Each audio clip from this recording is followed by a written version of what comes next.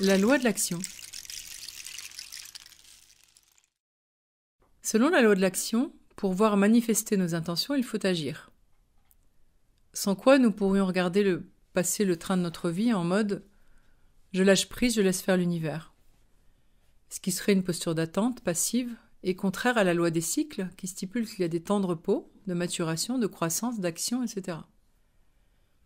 Alors soit l'univers est mental, tout est vibration, tout est avant tout généré par une pensée, mais si cette pensée n'est pas traduite par des actes cohérents avec cette pensée, il manque un jalon essentiel. Je suis tentée de mettre cette loi de l'action en relation avec la notion d'alignement, dont la plus simple définition est selon moi celle que Cléophée m'a transmise et que je salue pour ça d'ailleurs. Au passage, donc l'alignement serait la cohérence entre l'intention, la pensée, la parole, l'action et le positionnement.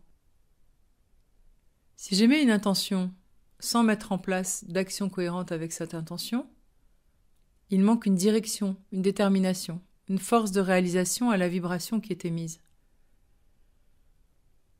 Et donc, la loi de l'action invite quotidiennement à sortir de la procrastination et de l'indécision, à sortir de la dispersion et à poser des actes. Cette loi pourrait chaque jour se mesurer de la manière suivante.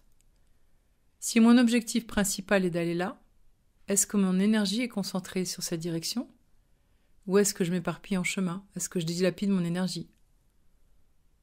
Ou encore de me poser la question, dans cette situation, suis-je bien cohérente entre mon intention, mes pensées, mes paroles, mes actions et mon positionnement ? Je vous souhaite une belle journée et je vous remercie pour votre écoute. Si vous avez envie de transmettre un sujet pour la chaîne, vous êtes les bienvenus, faites-le en commentaire de la vidéo. Ces podcasts sont écrits et comptés par moi, Céline Flambard, thérapeute psychocorporelle et spirituelle.